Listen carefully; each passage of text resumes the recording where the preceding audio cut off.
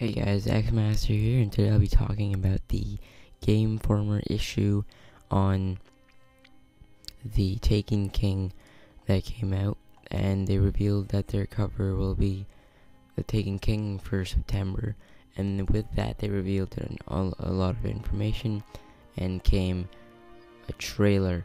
So that trailer will is up, and I'll have it in this video, but for now I'm going to cover a bunch of stuff that they have given us. So they said that a lot has changed about Destiny, but the Taken King is a more fundamental restructuring. A revamped quest format adds story context and a natural progression path to old and new content. A newly recorded actor plays the ghost from the beginning of the story to its conclusion. So they are completely changing the voice of the ghost. They got a new person. I'm not sure who it is, but even before the Taken King, the 2 expansions and the base game, all of the dialogue of the ghost will be changed to this new actor's voice. And they said that Bungie has said and shown that the story will be a lot better. The cutscenes look really cool. There's cinematics. Cutscenes can now be skipped, and they just look really good. And it seems like Bungie is going up on their mistakes. They said after they released the game that they knew they had to fix things, and that's exactly what they're doing. They're coming back with this Taken King release.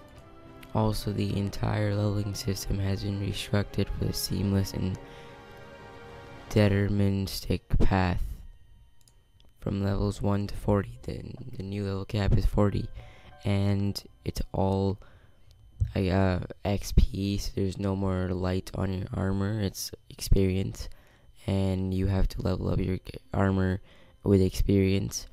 So that's fascinating. And on the topic of leveling up stuff, you now don't need to unlock the exotic name perk, the main exotic perk. Like for Icebreaker, the main perk that allows you to make it when after killing an enemy it blows up, and the perks for Thorn, like the poison, you don't need to unlock those anymore. They are unlocked instantly when you get your weapon, so that's really cool, because then it also makes leveling up your weapon a little bit more fun. And so you will start back at level 1, and you will have to go with XP all the way to 40. And I think light does do something in there. It plays a role in there, but I'm not sure about that. And as for new content, the focus is on deeper and more meaningful storytelling. Cinematics are expressed through the story missions, offering increased insight into previously paper-thin characters. The Ghost is a deeper and more involved character, played by a new actor. An initial set of new story missions is just the opening of act of a larger set of narrative-focused events. The new story subclasses have dedicated story sequences in which you learn about their use.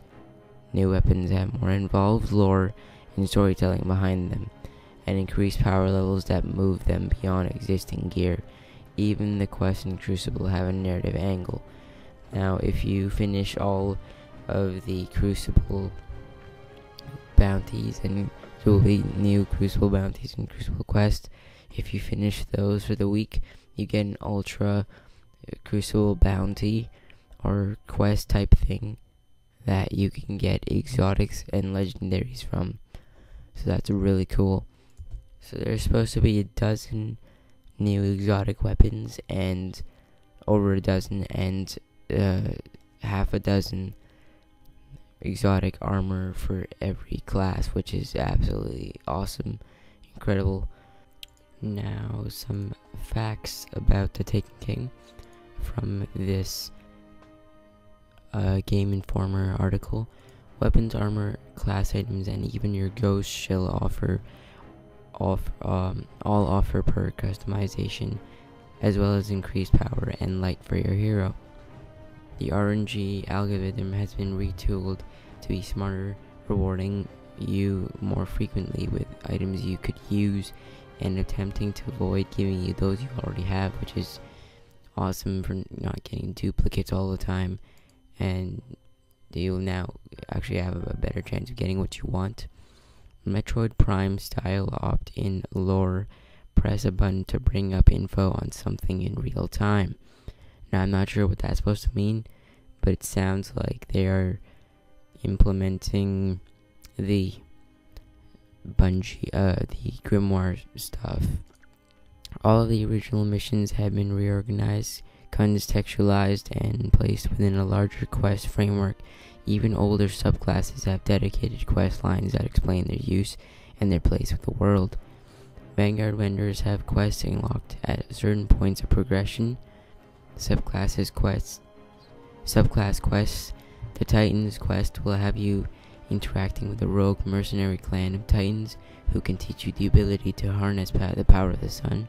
The Hunter's quest will lead him or her to track down a solitary nomad who has gone missing and who holds the key to unlocking the power of void energy.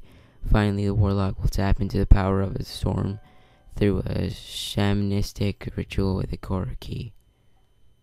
Now, quests from the Omnis Eris Morn lead to rediscovery of a forgotten weapon type, which could be the heavy fusion rifle, the sleeper stimulant, which is supposed to be a heavy weapon, and it introduces a new type of weapon type, and that could be laser cannons. I'm not sure, but this is supposed to be like a fusion rifle.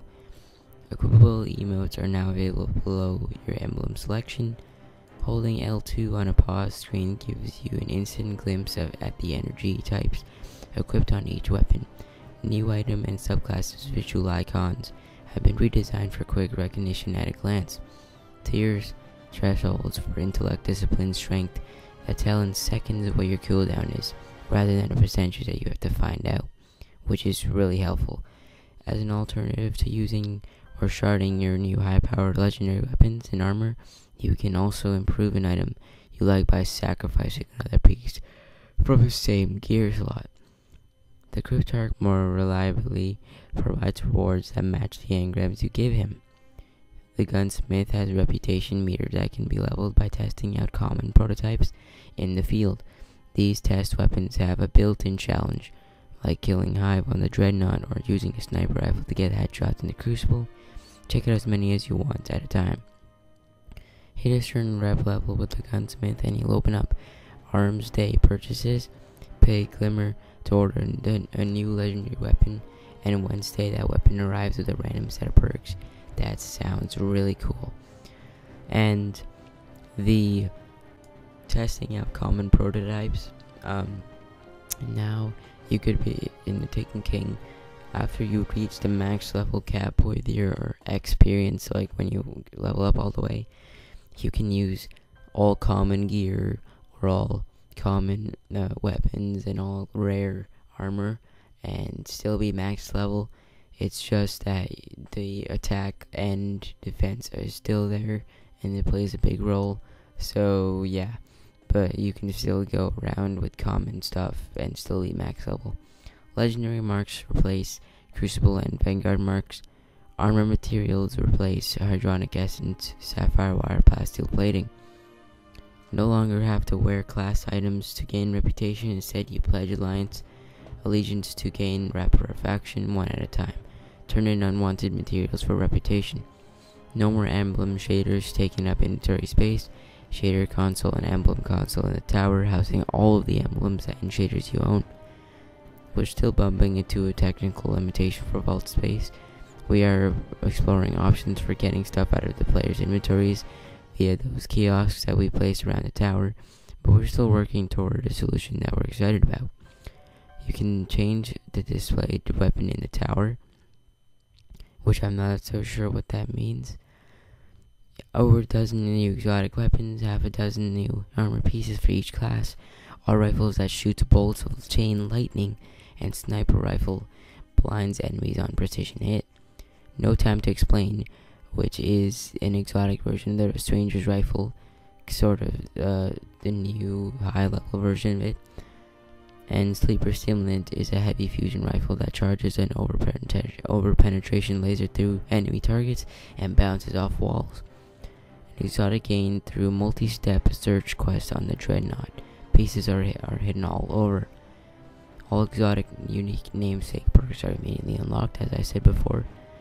Expanded Crucible, 8 new maps and 3 new modes. The modes are Mayhem, Rift, and Zone Control. Only controlling matters, kills don't in the Zone Control. Quest to ease new players in.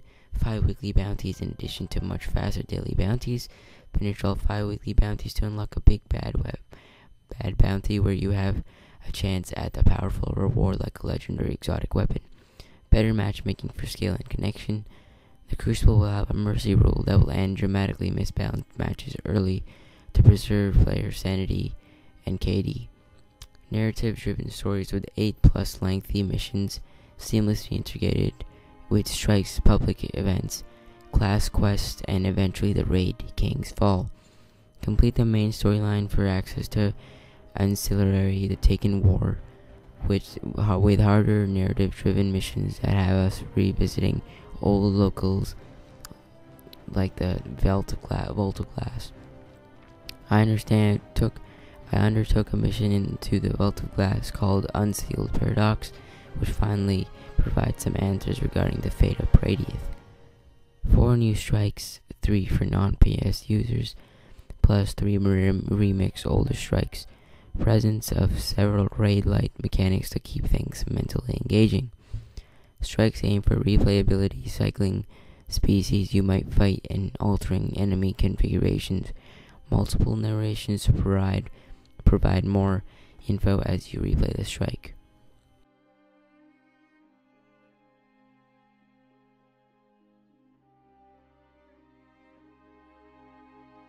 Now here you can see the new HUD for the Crucible, and now you see your zones more neatly placed out in the top of your screen, top left. You see each zone and how much it's being captured and what its condition is, if it's neutralized or captured by which team. So that's much better and more descriptive. That's a lot of cool information, and thank you guys for watching. Subscribe for daily content. I'll see you next time. There is no playbook written for how to develop Destiny. So we had a lot of learning to do. With other games that I've worked on at Bungie, you exhale when it comes out. When Vanilla launched last year, we were just starting to breathe. We gotta start fixing stuff.